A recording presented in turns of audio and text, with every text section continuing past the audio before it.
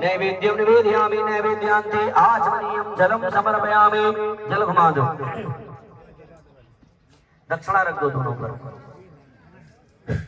हरि ओम।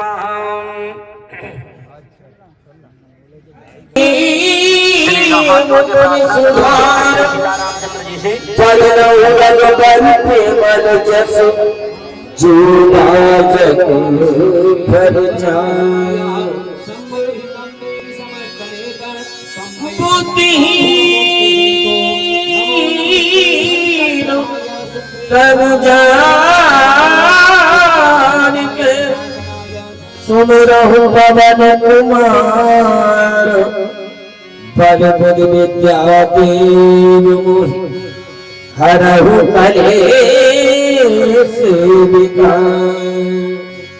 जय हनुमान ज्ञान गुण सागर जय कपीश लोक उजागर।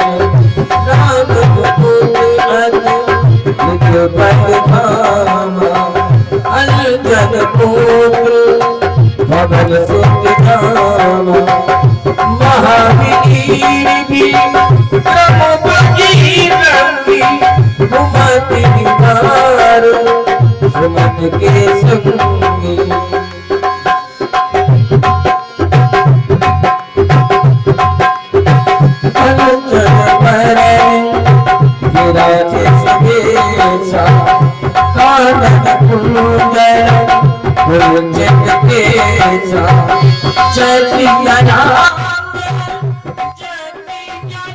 नमस्कार सभी दर्शकों का सभी कारखानों स्वागत है। मैं इस समय गढ़ीवाला बाबा मंदिर पर हूं और यहां पर राम कथा का आरंभ आज से हो चुका है।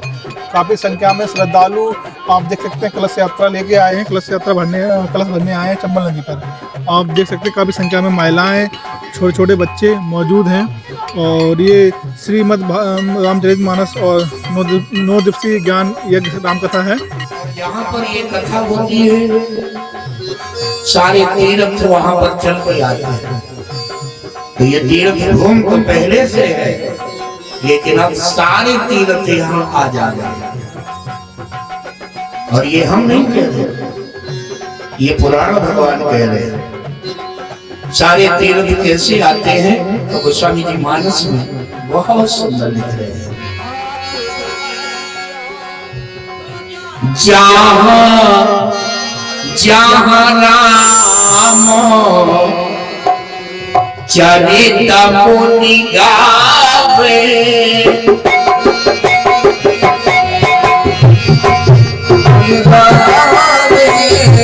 जहाँ जहाँ राम चरित मुनि गावे चरित मुनि गावे।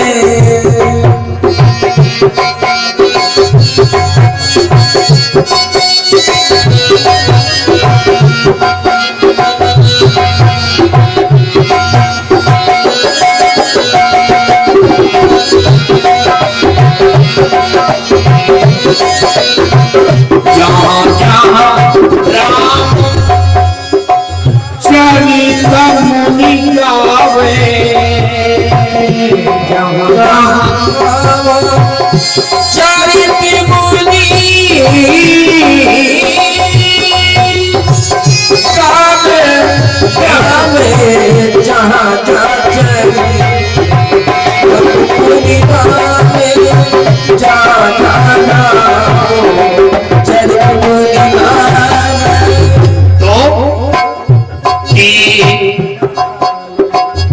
तीलक सकल सकल तीलक सकल कहाँ चलिया तीरथ कहाँ चलिया तीरथ सकल कहाँ चलिया तीरथ चलिया जहाँ चरित मुनि गावे।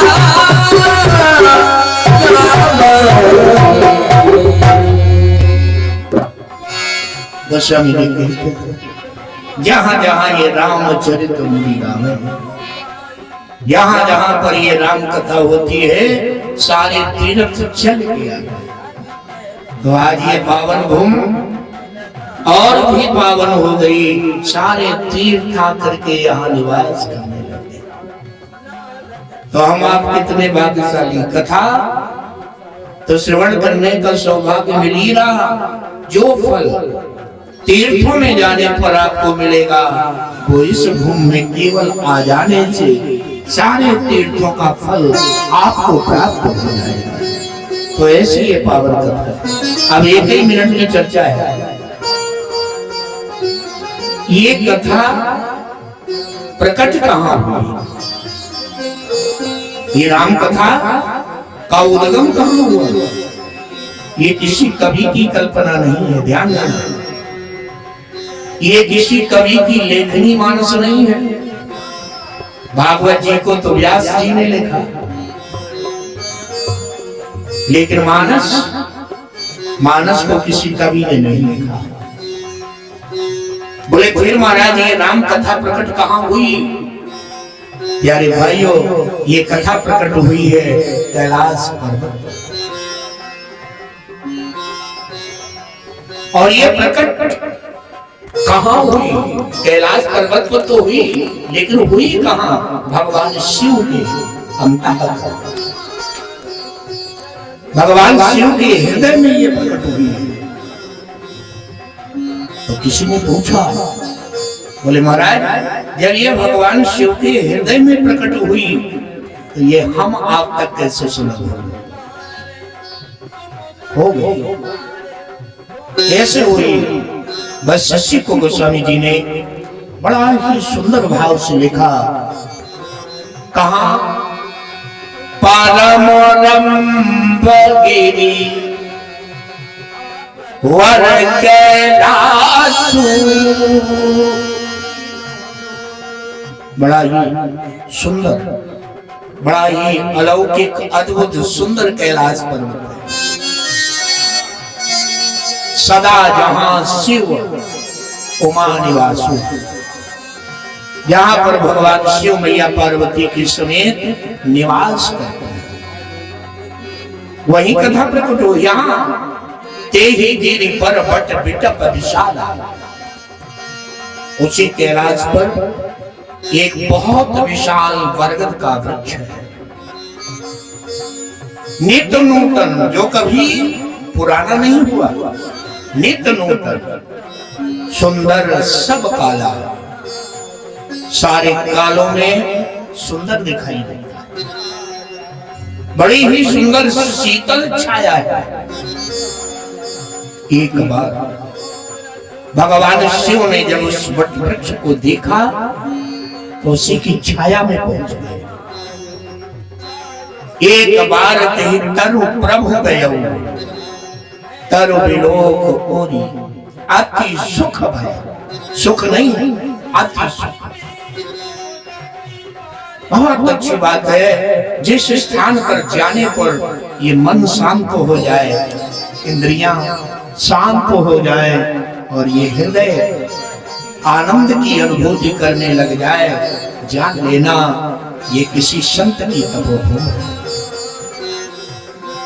ये जगह अति महत्वपूर्ण, जहां ये मन शांत हो, जहां हृदय में आनंद की हिलोरें उठने लग जाएं।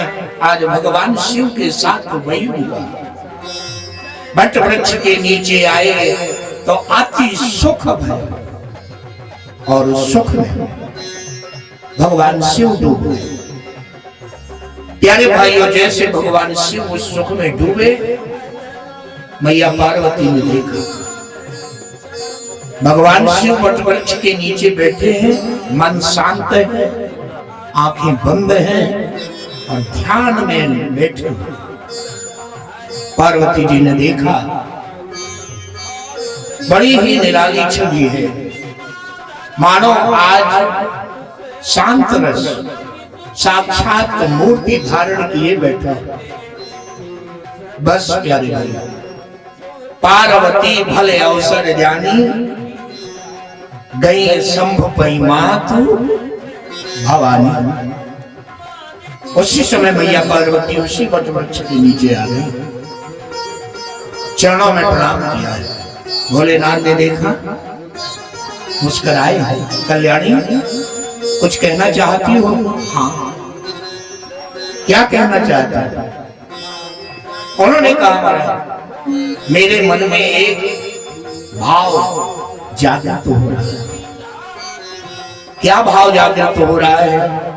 उन्होंने कहा, महाराज आज मेरे हृदय में भगवान श्री राम की कथा सुनने का भाव जागृत हो रहा है, और वो कथा आज मैं आपसे सुनना चाहती हूँ। कौन? सुनो कथा। हरे कथा जो सकल लोक हितकारी, सोई पूछन चेह सैन कुमारी।